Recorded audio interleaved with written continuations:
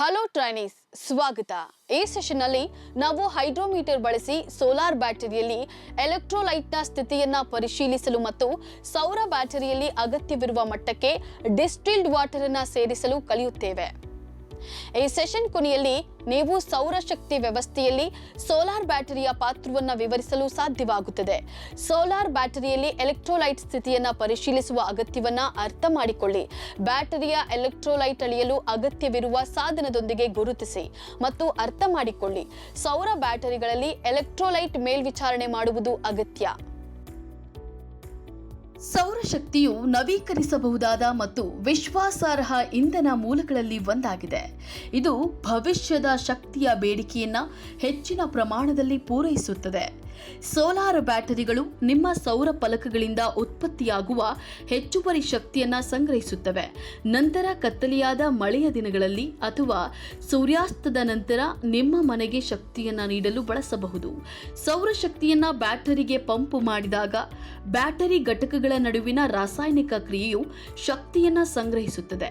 ಬ್ಯಾಟರಿಯನ್ನು discharge ಮಾಡಿದಾಗ ಪ್ರತಿಕ್ರಿಯೆಯು ವ್ಯತಿರಿಕ್ತವಾಗಿದೆ. ಇದು ಬ್ಯಾಟರಿ ಡಿಸ್ಚಾರ್ಜ್ ಮಾಡಿದಾಗ ಕರೆಂಟ್ ಬ್ಯಾಟರಿಯಿಂದ ಹೊರಹೋಗಲು ಅವಕಾಶ ಮಾಡಿಕೊಡುತ್ತದೆ. ಸೋಲಾರ್ ಬ್ಯಾಟರಿಗಳು ಸೌರ ವಿದ್ಯುತ್ ವ್ಯವಸ್ಥೆಗಳ ವಿಶ್ವಾಸಾರ್ಹತೆಯನ್ನು ಹೆಚ್ಚಿಸುತ್ತವೆ ಮತ್ತು ಸಾಂಪ್ರದಾಯಿಕ ವಿದ್ಯುತ್ ಜಾಲದ ಮೇಲಿನ ಅವಲಂಬನೆಯನ್ನು ಕಡಿಮೆ ಮಾಡುತ್ತದೆ. ಸೀಮಿತ ಸೂರ್ಯನ ಬೆಳಕಿನ ಅವಧಿಯಲ್ಲಿಯೂ ಕೂಡ ಸೋಲಾರ್ ಎನರ್ಜಿಯನ್ನು ಸಂಗ್ರಹಿಸುವ ಮತ್ತು ಬಳಸಿಕೊಳ್ಳುವ ಸಾಮರ್ಥ್ಯವು ನವೀಕರಿಸಬಹುದಾದ ಶಕ್ತಿಗಾಗಿ ಸೌರಶಕ್ತಿಯನ್ನು ಹೆಚ್ಚು ಪ್ರಾಯೋಗಿಕ ಮತ್ತು ಪರಿಣಾಮಕಾರಿ ಆಯ್ಕೆಯನ್ನಾಗಿ ಮಾಡುತ್ತದೆ. ಸೌರ ಬ್ಯಾಟರಿಯ ಕಾರ್ಯಕ್ಷಮತೆಯ ಮೇಲೆ ಹಲವಾರು ಅಂಶಗಳು ಪರಿಣಾಮ ಬೀರುತ್ತವೆ. ಅವುಗಳ ಪ್ರಕಾರ ಅಥವಾ ವಸ್ತು, ಬ್ಯಾಟರಿ ಬಾಳಿಕೆ, ಡಿಸ್ಚಾರ್ಜ್ನ ಆಳ ಮತ್ತು ದಕ್ಷತೆ ಅವಲಂಬಿಸಿವೆ.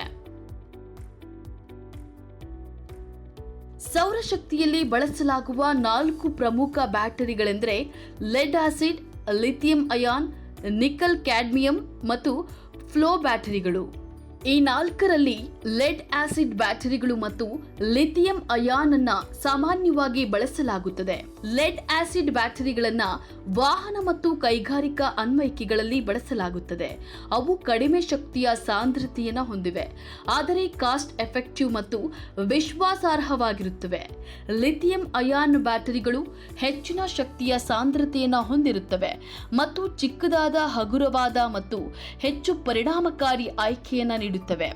ಇವು ಬ್ಯಾಟರಿಯೊಳಗೆ ಸಂಗ್ರಹವಾಗಿರುವ ಹೆಚ್ಚಿನ ಶಕ್ತಿಯನ್ನು ಪ್ರವೇಶಿಸಲು ಬಳಕೆದಾರರಿಗೆ ಅವಕಾಶ ಮಾಡಿಕೊಡುತ್ತವೆ. ದೀರ್ಘ ಬ್ಯಾಟರಿ ಬಾಳಿಕೆಗಾಗಿ ಸೌರ ಬ್ಯಾಟರಿಗಳಿಗೆ ನಿಯಮಿತ ಮತ್ತು ಎಚ್ಚರಿಕೆಯಿಂದ ನಿರ್ವಹಣೆ ಅಗತ್ಯವಿರುತ್ತದೆ. ಬ್ಯಾಟರಿ ಅವಧಿಯನ್ನ ಹೆಚ್ಚಿನ ಸ್ಥಿತಿಯಲ್ಲಿ ಇರಿಸಿದ್ರೆ ಹೆಚ್ಚು ಡಿಸ್ಚಾರ್ಜ್ ಆಗದೆ ಅಥವಾ ಅತಿಯಾದ ತಾಪಮಾನದಲ್ಲಿ ಅಂದರೆ 35 ಡಿಗ್ರಿ ಸೆಲ್ಸಿಯಸ್ಗಿಂತ ಹೆಚ್ಚು ಕಾರ್ಯನಿರ್ವಹಿಸಿದ್ರೆ ವಿಸ್ತರಿಸಬಹುದು. ಬ್ಯಾಟರಿ ಬಾಳಿಕೆಯನ್ನ ಗರಿಷ್ಠಗೊಳಿಸಲು ಸರಿಯಾಗಿ ನಿರ್ವಹಿಸಲಾದ ಬ್ಯಾಟರಿ ಸ್ಟೇಟ್ ಆಫ್ ಚಾರ್ಜ್ ಪ್ರಮುಖವಾಗಿದೆ. ಕಡಿಮೆ ಚಾರ್ಜ್ ಸ್ಥಿತಿಯು ಬ್ಯಾಟರಿಯಲ್ಲಿ ಕಡಿಮೆ ವಿದ್ಯುತ್ ಶಕ್ತಿಯನ್ನು ಸಂಗ್ರಹಿಸುತ್ತದೆ ಎಂದು ಸೂಚಿಸುತ್ತದೆ. ಕಡಿಮೆ ಚಾರ್ಜ್ನ ಅವಧಿಯು ಹೆಚ್ಚು ಕಾಲ ಇದ್ದಾಗ ಪ್ಲೇಟ್ಗಳಲ್ಲಿ ಸಲ್ಫೇಷನ್ ನಿರ್ಮಾಣದ ಸಾಧ್ಯತೆ ಹಾಗೂ ಅವಕಾಶ ಹೆಚ್ಚಾಗಿರುತ್ತದೆ. ಇದು ಕಡಿಮೆ ಬ್ಯಾಟರಿ ಬಾಳಿಕೆಗೆ ಕಾರಣವಾಗುತ್ತದೆ. ದ್ರವದ ಸಾಂದ್ರತೆಯನ್ನು ನಿರ್ಧರಿಸಲು ಬಳಸಲಾಗುವ ಹೈಡ್ರೋಮೀಟರ್ ಅನ್ನು ಇಲ್ಲಿ ತೋರಿಸಲಾಗಿದೆ. ಇದು ಸಾಮಾನ್ಯವಾಗಿ ಗ್ಲಾಸ್ ಫ್ಲೋಟ್ ಅನ್ನ ಉದ್ದವಾದ ತೆಳ್ಳಗಿನ ಕಾಂಡವನ್ನು ಹೊಂದಿರುತ್ತದೆ. ಇದನ್ನ ಗ್ರಾಜ್ಯುಯೇಟ್ ಮಾಡಲಾಗುತ್ತದೆ. ಗಾಜಿನ ಫ್ಲೋಟ್ ಒಂದು ದೊಡ್ಡ ಟೊಳ್ಳಾದ ಬಲ್ಬ್ ಆಗಿದ್ದು ಅದು ತೇಲುವಿಕೆಯಲ್ಲಿ ಹೆಚ್ಚಿಸುತ್ತದೆ. ಹೈಡ್ರೋಮೀಟರ್ ತೇಲುತ್ತದೆ. ಕಿರಿದಾದ ಕಾಂಡವು ಹೈಡ್ರೋಮೀಟರ್ನ ಸೂಕ್ಷ್ಮತೆಯನ್ನು ಹೆಚ್ಚಿಸುತ್ತದೆ.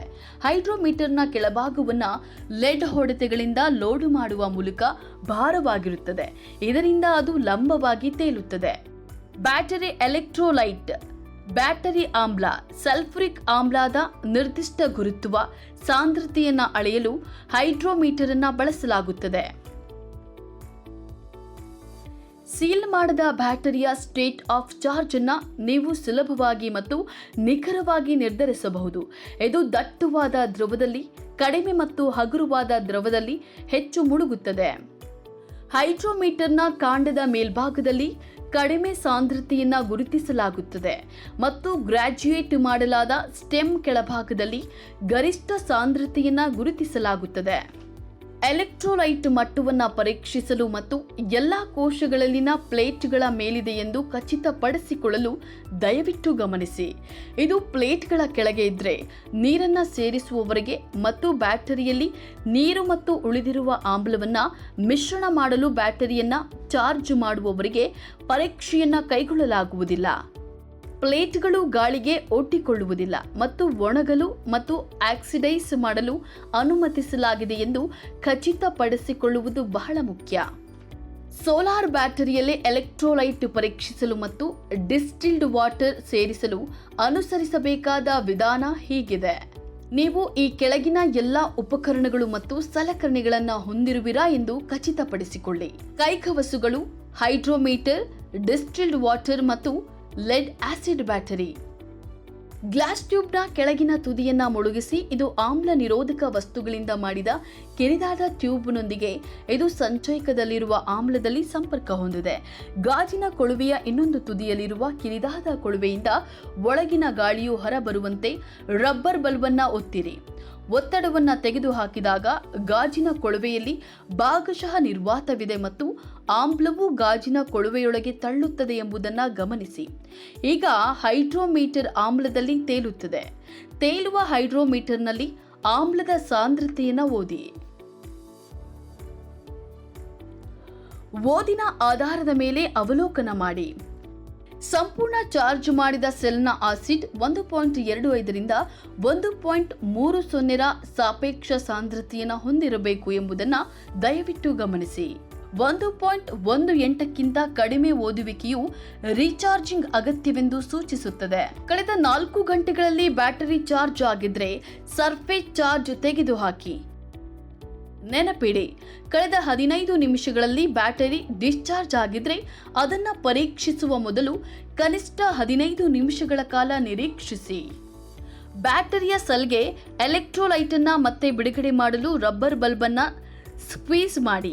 ಮಾಪನದ ನಿಖರತೆಯನ್ನು ಹೆಚ್ಚಿಸಲು ಅದೇ ಕೋಶದಲ್ಲಿ ಈ ಪ್ರಕ್ರಿಯೆಯನ್ನು ಹಲವಾರು ಬಾರಿ ಪುನರಾವರ್ತಿಸಿ.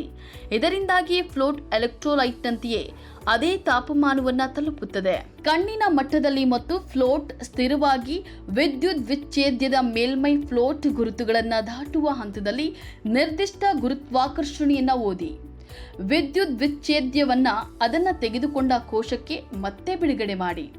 ಸೋರಿಕೆಯನ್ನು ತಪ್ಪಿಸಲು ಮರೆಯದಿರಿ ಮತ್ತು ಹೈಡ್ರೋಮೀಟರ್ ಅನ್ನು ಬಳಸಿದ ನಂತರ ಅದನ್ನು ನೀರಿನಿಂದ ಚೆನ್ನಾಗಿ ತೊಳೆಯಿರಿ. ಎಲೆಕ್ಟ್ರೋಲೈಟ್ಗೆ ಡಿಸ್ಟಿಲ್ಡ್ ವಾಟರ್ ಅನ್ನು ಸೇರಿಸುವಾಗ ಕೆಲವು ಮಾಡಬೇಕಾದ ಮತ್ತು ಮಾಡಬಾರದ ಸಂಗತಿಗಳು ಇಲ್ಲಿವೆ.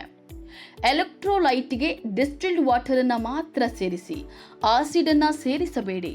ಕಲ್ಮಶಗಳೊಂದಿಗೆ ನೀರನ್ನು ಸೇರಿಸಬೇಡಿ. ಯಾಕಂದ್ರೆ ಈ ಕಲ್ಮಶಗಳು ಕಾಲಾನಂತರದಲ್ಲಿ ಸಂಗ್ರಹವಾಗಿ ಸಮಸ್ಯೆಗಳನ್ನು ಉಂಟು ಮಾಡುತ್ತವೆ. ನೀರಿನಿಂದ ಟಾಪ್ ಆಫ್ ಮಾಡಿದ ನಂತರ ಸ್ಪೆಸಿಫಿಕ್ ಗ್ರಾವಿಟಿ SG ರೀಡಿಂಗ್ ಅನ್ನು ತೆಗೆದುಕೊಳ್ಳಬೇಡಿ. ಹೈಡ್ರೋಮೀಟರ್ ಬಳಸಿ ಸೌರ ಬ್ಯಾಟರಿಯಲ್ಲಿ ಎಲೆಕ್ಟ್ರೋಲೈಟ್ ಸ್ಥಿತಿಯನ್ನು ಪರಿಶೀಲಿಸುವುದು ಮತ್ತು ಸೌರ ಬ್ಯಾಟರಿಯಲ್ಲಿ ಅಗತ್ಯವಿರುವ ಮಟ್ಟಕ್ಕೆ ಡಿಸ್ಟಿಲ್ಡ್ ವಾಟರ್ ಅನ್ನು ಹೇಗೆ ಸೇರಿಸುವುದು ಎಂಬುದರ ಕುರಿತು ನಾವು ಈ ಸೆಷನ್ ಅಂತ್ಯವನ್ನು ತಲುಪಿದ್ದೇವೆ. ಈಗ ನೀವು ಸೌರಶಕ್ತಿ ವ್ಯವಸ್ಥೆಯಲ್ಲಿ ಸೌರ ಬ್ಯಾಟರಿಯ ಪಾತ್ರವನ್ನು ವಿವರಿಸಲು ಸಾಧ್ಯವಾಗುತ್ತದೆ. ಸೌರ ಬ್ಯಾಟರಿಯಲ್ಲಿ ಎಲೆಕ್ಟ್ರೋಲೈಟ್ ಸ್ಥಿತಿಯನ್ನು ಪರಿಶೀಲಿಸುವ ಅಗತ್ಯವನ್ನು ಅರ್ಥ ಮಾಡಿಕೊಳ್ಳಿ. ಬ್ಯಾಟರಿಯ ಎಲೆಕ್ಟ್ರೋಲೈಟ್ ಅನ್ನು ಅಳೆಯಲು ಅಗತ್ಯವಾದ ಸಾಧನದೊಂದಿಗೆ ಗುರುತಿಸಲು ಮತ್ತು ಅದು ಯಾಕೆ ಅಗತ್ಯ ಎಂದು ಅರ್ಥ ಮಾಡಿಕೊಳ್ಳಲು ಸಾಧ್ಯವಾಗುತ್ತದೆ. ಸೌರ ಬ್ಯಾಟರಿಗಳಲ್ಲಿ ಎಲೆಕ್ಟ್ರೋಲೈಟ್ ಅನ್ನು ಮೇಲ್ವಿಚಾರಣೆ ಮಾಡುವುದು ಯಾಕೆ ಅಗತ್ಯ ಎಂದು ಅರ್ಥ ಮಾಡಿಕೊಳ್ಳಲು ಸಾಧ್ಯವಾಗುತ್ತದೆ.